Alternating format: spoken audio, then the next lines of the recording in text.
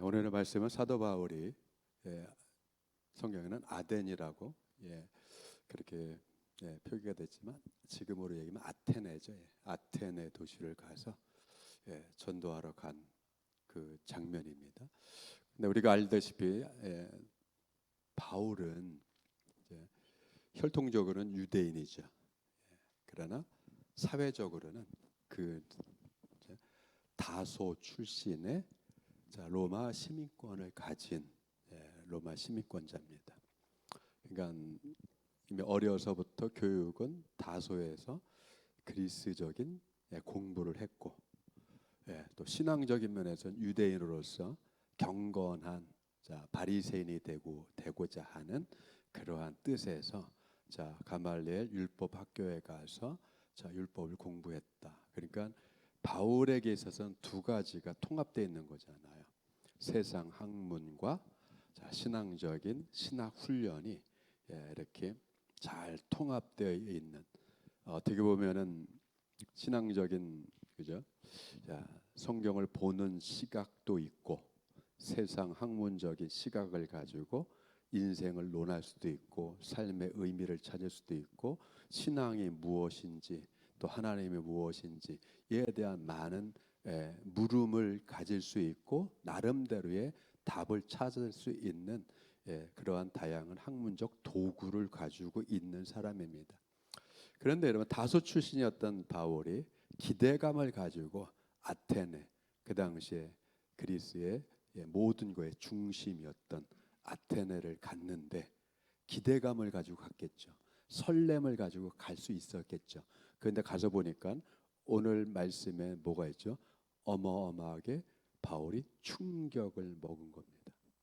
철학이 그렇게 발전했고 그 옛날 소크라테스가 걸어다녔고 플라톤이 걸어다녔고 아리스토텔레스가 활동했고 제논이라든가 많은 사상가들이 아테네에 모여서 논쟁도 하고 학교도 열고 아카데미도 열고, 그러면 플라톤이 만든 아카데미, 그 아카데미 맨 위에 그 이 정문을 들어가면 문 이 맞박에 써 있는 게 뭐냐면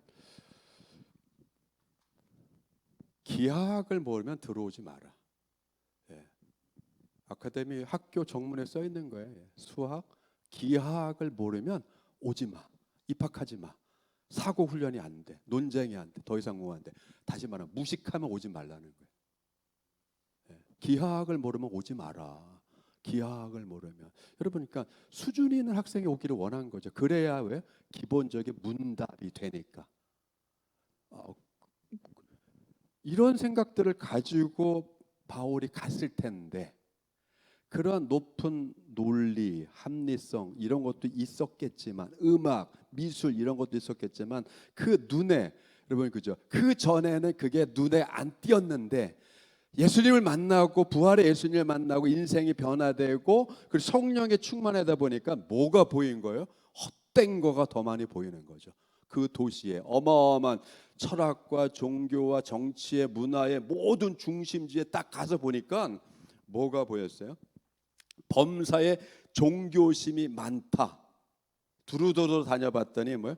우상이 왜 이렇게 많냐? 우상이 많다. 여러분, 오늘은 짧게 해서 다른 것이 아니라 우상을 만들 수밖에 없는 인간의 심리, 그 다음에 우리가 하나님의 자녀로 부름받은 우리에게 있어서 하나님은 어떤 존재인가, 하나님이 또 우리에게 뭘 원하는가. 여러분, 우리가 이 시간은 이거를 한번 정리를 해보죠. 여러분, 사람이 우상을 왜 만들어요? 여러분, 바울의 설교회 중에서 사람이 만든 것과, 그죠? 우상을 향해서 뭐라고? 이건 사람이 만든 거다. 그런데 우리는 하나님이 만드셨다. 그 하나님 만드셨다는 표현을 바울은 뭐라고 하는가? 우리는 하나님의 소생이다. 소생이 뭐예요? 자녀죠, 자녀. 자녀인데 우리는, 여러분, 우리가 언어들 중에서 이 불초 소생이, 불초가 뭐야? 아버지를 닮지 못한, 아버지만 못한 부끄러운 자식이 됐습니다. 불초 소생이잖아요. 닮지를 못했으니까. 그러면 여러분, 우상이 뭐예요? 간단하게 얘기하면 우상은 신인데 나의 목적을 위해서 만들어진 거예요. 우상은 내가 목적이에요. 내가 목적. 돈 주세요. 나 잘 되게 해주세요. 내가 목적이라고요. 우상. 그러니까 여러분, 왜 이스라엘 백성들이 출애굽 이후서부터 계속 해가지고 가나안에 살면서 왜 선지자들한테 왜 하나님으로부터 치도곤이 욕을 먹은 게 뭐예요? 왜 하나님을 우상 섬기듯이 하느냐라고 하잖아요. 왜 하나님을 우상 섬기듯이 하느냐? 그건 뭐냐면 하나님을 우상으로 만들었다는 게 아니라 뭐예요? 하나님을 내 목적으로만 이용한단 말이에요. 목적이 나에게 있는 거예요, 여러분. 목적이 나에게 있다. 내가 위로를 받아야 되고, 내가 돈을 벌어야 되고, 내가 출세해야 되고, 내가 건강해야 되고, 내가 병을 고쳐야 되고, 다 나야. 나를 위해서 그게 필요한 거예요, 그죠? 나를 위해서 필요한 거예요. 근데 여러분, 하나님은 아니잖아요. 우리는 하나님은 우리에게 목적을 가지고 있어요. 우리가 하나님에게 목적을 가지고 있는 게 아니라 하나님이 태초에서부터 우리에게 목적을 가지고, 다른 거예요, 여러분. 다른 거라고요. 그렇기 때문에 우리는 하나님을 우상 섬기듯이 나 이거 필요해요. 나 이거 필요해. 나 이거 필요 안 해주면 나 쌩 깔 거예요. 안 해주면 나 몰라요. 이렇게 하는 게 아니라, 그러니까 예수님이 뭐라고 그랬어요? 너희들은 먼저 그의 나라와 의를 구하라. 쉽게 얘기하면 하나님의 목적이 뭔지를 깨달아라. 하나님의 뜻이 뭔지를 깨달아라. 너희를 향한 하나님의 뜻이 무엇인지. 왜 여러분, 분명히 오늘은 뭐죠? 부활에 오늘 부활 얘기 하나 오잖아요, 그죠? 예수님의 부활을 통해서 하나님의 분명한 증거가 나타났다. 부활을 통해서, 예수님의 부활을 통해서 하나님의 분명한 증거, 우리를 향한 하나님의 뜻, 우리를 향한 하나님의 의지, 우리를 향한 하나님의 계획이 예수님을 통해서 분명하게 드러났다. 명백하게 드러났다. 그걸 말씀하는 거잖아요. 그러면 여러분, 그럼 하나님 우리를 향한 뜻이 뭐예요? 그건 여러분 성경 도처에 다 나와 있잖아요. 그렇죠? 성경 도처에. 왜 하나님께서 아들을 우리에게 그냥 준 게 아니라 왜 죽음의 자리에 아들을 거기로 보내셨냐고요. 왜 그 죽음의 자리에 꼭 아들을 죽이셨어야 하느냐고요. 안 죽여도 되잖아요. 안 죽여도. 근데 더 쉽게 얘기해서, 여러분, 자기 자녀를 내주는 부모가 어디 있어요? 자식 대신 죽지. 여러분 생각해 보세요. 하나님이 독생자 아들을 내어줬어. 그건 하나님이 하기 싫어서 네가 해라가 아니잖아요, 여러분. 가장 아끼는 걸 줬어. 그죠? 우리 생각해서 아이들이 아프면 부모로서 내가 대신 아파하고 싶어 하잖아요. 내가 대신 아프면 좋겠다. 저 병을 내가 앓고 너는 건강해라. 이게 부모의 마음이 됐어요. 그 부모의 마음을 하나님의 마음이라고 생각한다면, 그 하나님의 마음이 여러분 아들을 내어줬다면, 여러분 그 하나님의 마음이 어느 정도예요?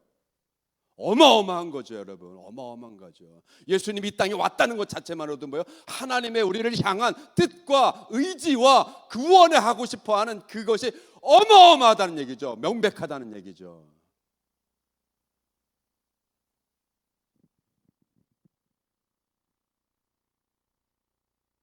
그만큼 우리를 사랑하시고, 우리를 귀히 여기시고, 우리를 가까이 하고 싶어 하시고, 우리를 채워주려고 하시고, 아낌없이 주시려고 하시고. 여러분, 우리는 예수님을 통해서 이 하나님의 절절한, 우리 아버지 하나님의 절절한 마음을 깨달아야 돼요. 깨달아야 된다고. 다른 걸 원하고 다른 걸 소망할 시간이 안 된단 말이에요, 그죠? 이 엄청난 거 생각해 보세요. 내가 촛불 100개를 가지고 불을 밝히는 것과 전등불 하나 가지고 밝히는 거, 어느 쪽이 더 효과적이에요? 전등불이죠. 그럼 전등불 100개 있는 거하고 태양을 가진 거하고는요 비교가 안 되죠. 비교가 안 되죠, 여러분. 우리에게는 하나님이 필요한 거예요. 태양과 같은 하나님이. 내가 아무리 빛을 발하고 뭘 해도 이거 소용이 없는 거잖아요. 여러분, 예수님을 보내신 것만으로도 어마어마한 하나님의 의지가 나타나는 거고, 예? 그래서 뭘 겪게 했어요? 비난을 당하게 하고, 그죠?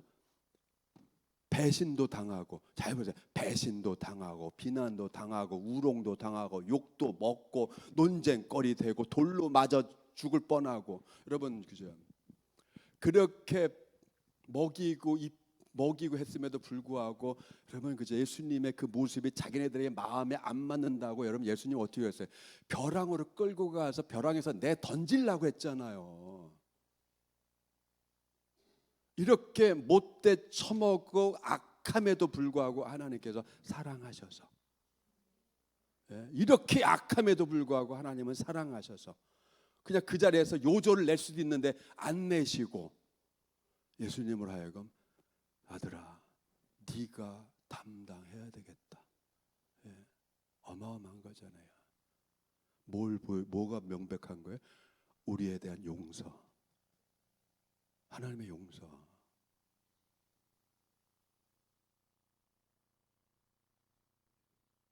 죽임 당했어요. 여러분, 그죠? 죽임 당해서 그때 죽이려는 사람들은 자기네 생각이 옳다라고 생각했잖아요. 그죠? 자기네 생각이 옳다고 했잖아요. 예수 저 신성 모독한 놈이야. 전 죽어 마땅해. 그죠? 자기네 생각이 옳다고 생각했잖아요. 근데 하나님 입장에서는 어리석은 거잖아요. 그렇게 어리석은 인생을 용서해 주시고 이해해 주시고, 왜? 수준이 너무 낮으니까. 죽으셨는데 그대로 내버려 두면 안 되잖아요. 하나님이 살리셨어요. 그렇죠? 하나님이 살리셨잖아요. 그래서 뭐죠? 예수님의 죽음을 통해서 우리가 죽은 거로 그렇게 받아들여 주시고 그렇게 이해해 주시고, 그래서 예수님의 부활과 함께 그 안에서 죽은 우리도, 죄삼 속량받은 우리도 부활의 영광에 참여시키고자 하는, 여러분 이거보다 더 강력한 보장된 미래가 어디 있습니까? 여러분 우리의 미래가 열린 거잖아요. 예? 여러분 저와 여러분의 미래가, 영원한 미래가 열린 거란 말이에요. 오늘 서 기장관님 말씀 중에 자 영생이 두 가지, 예?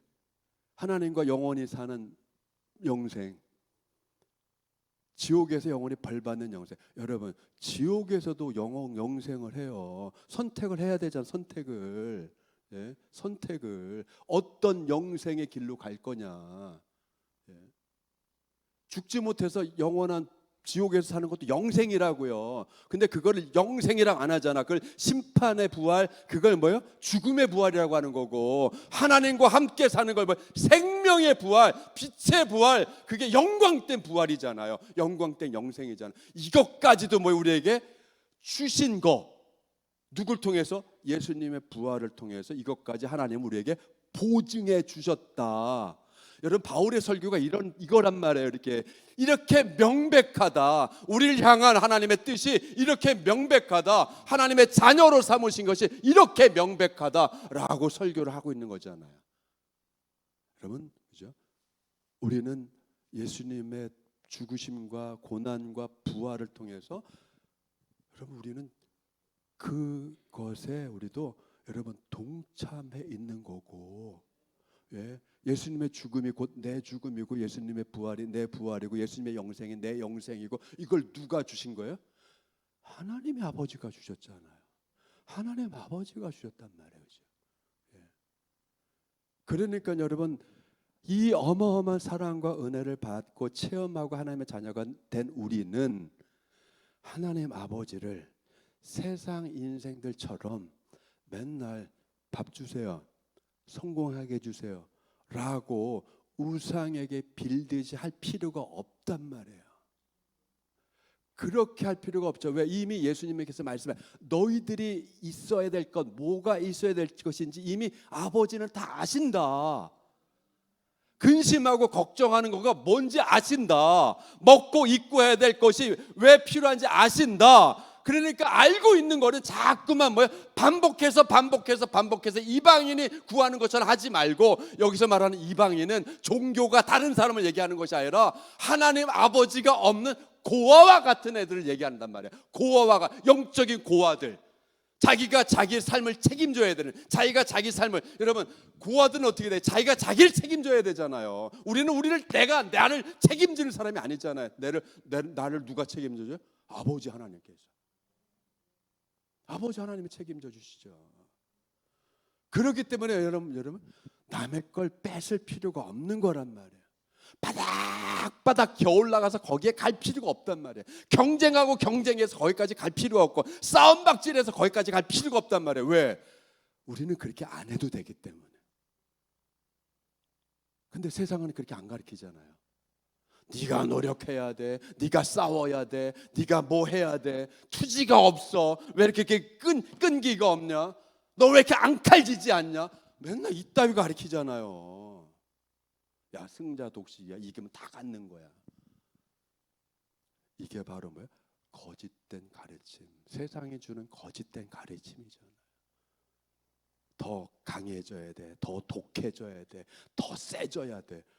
그러나 주님은 어떻게 되죠?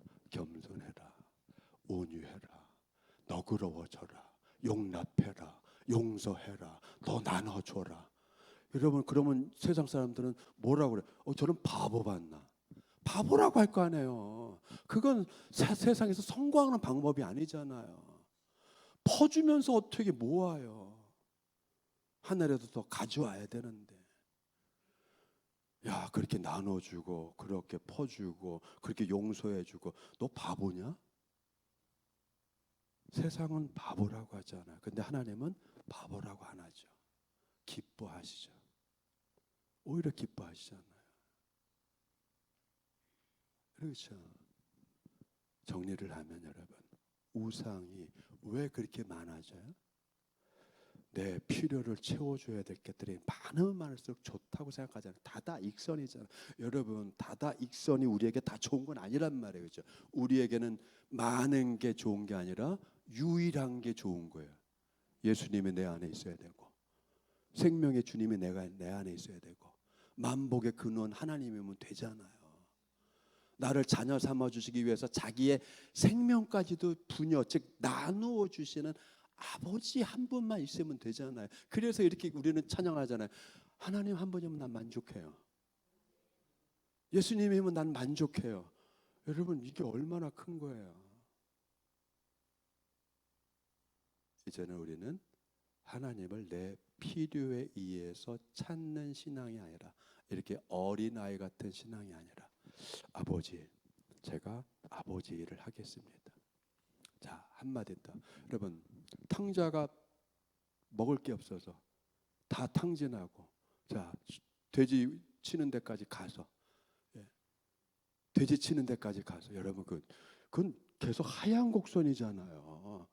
맨 밑바닥, 인생 막장까지 간 거잖아요. 거기서 뭘 깨달았어요? 야, 내 아버지 집에는 머슴이 나보다 더 잘 먹는다. 내 아버지 집의 하인들, 종들은 정말 먹는 거 싸놓고 먹는다 했잖아. 난 이게 뭐냐 깨닫잖아요. 더 이상 갈 데가 없잖아요. 갈 데가 없어서 깨달았어요. 아버지 집에 왔어요.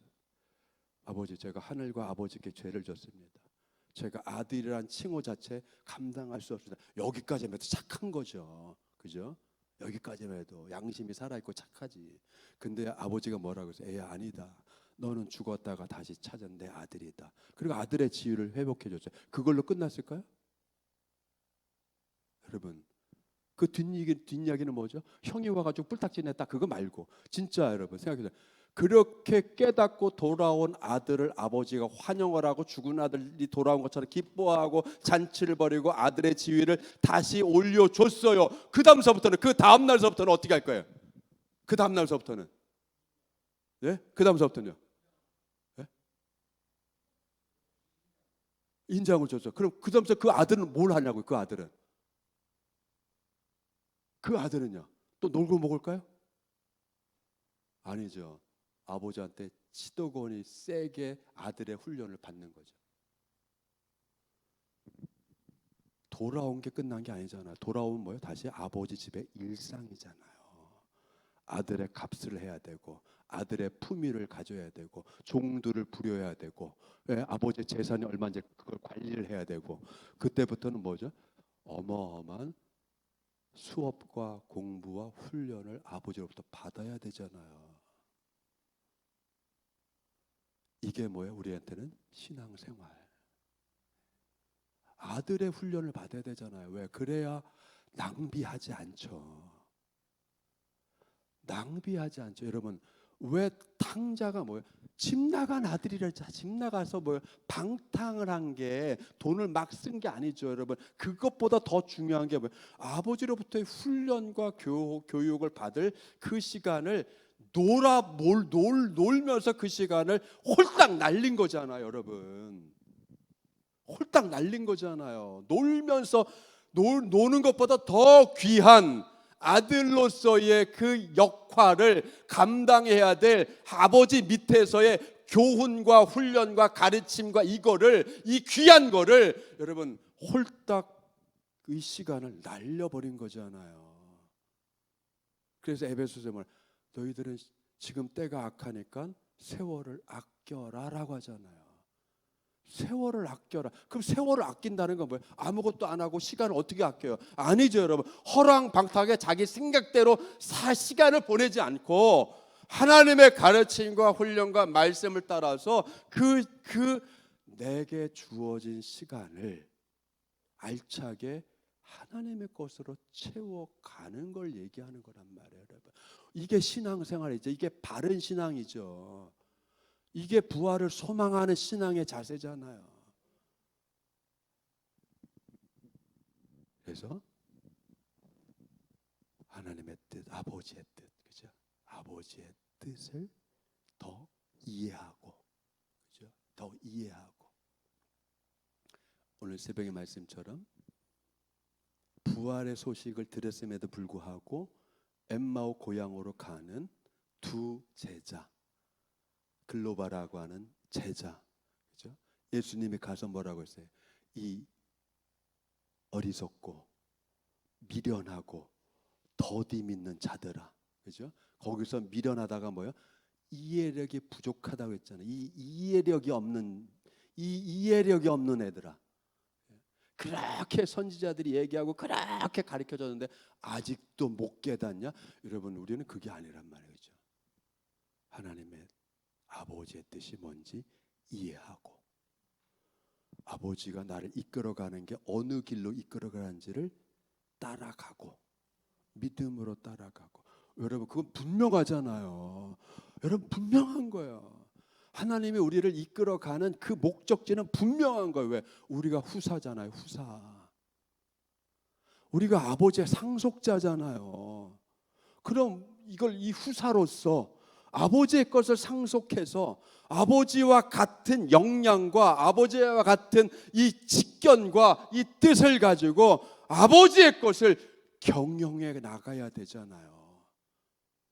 영생의 삶은 그냥 죽지 않고 오래 살아가는 게 영생이 아니라 그건 의미가 없단 말이에요, 여러분. 그건 의미가 없어요. 그런 거라면 오늘날 여러분 식물 인간이 돼서 그냥 베드에 누워서 고민 없고 고통 없고 아무것도 못 느끼면서 그냥 50년 100년 그냥 살아가는 거, 이게 낫죠, 여러분. 이걸 인생이라고 할 거예요? 살아있는데 아무것도 못 느껴. 그럼 이게 인생이냐고요, 이 식물 인간이. 그럼 그거 아니잖아요. 우리가 주님과 함께 영생을 한다는 건. 그래서 예수님 계속 누누이 말씀하잖아요. 우리는 상속자로서 아버지의 것을 관리해야 되고 경영해야 되고, 그럼 그 수준에 맞게 아버지 하나님께서 우리를 훈련시키시고 성장시키시고, 그걸 아직 안 하시겠냐고요. 하시죠, 여러분. 하시죠. 이거를 언제 훈련을 받?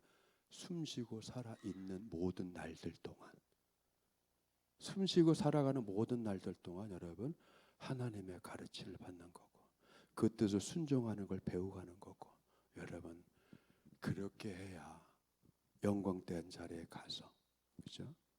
주님과 함께 이거를 왕 같은 제사장으로 다스릴 수 있는 그때 그 역량이 나오고 품격이 나오는 거잖아요. 이 모든 것을 어디에 담았다? 예수님에게 담아서 우리에게 알려주셨다. 여러분, 그래서 여러분 주님과 함께 우리는 그 안에서 이미 부활을 맛보는 거예요. 그죠? 부활을 맛보고 있어요. 때가 되면 온전한 부활을 하나님이 이루실 것이고, 그때까지 하나님은 흠없고 점없고 온전하고 거룩하게 우리를 견인해 가실 것이고요. 그래서 우리는 주님께 순복하고 가는 거예요. 순종하고 가는 저와 여러분 되기를 주님을 축원드립니다. 기도하겠습니다. 은혜가 충만하신 아버지 하나님 감사드립니다. 이 시간 바울이 그렇게 꿈에도 그렸던 아테네를 갔습니다.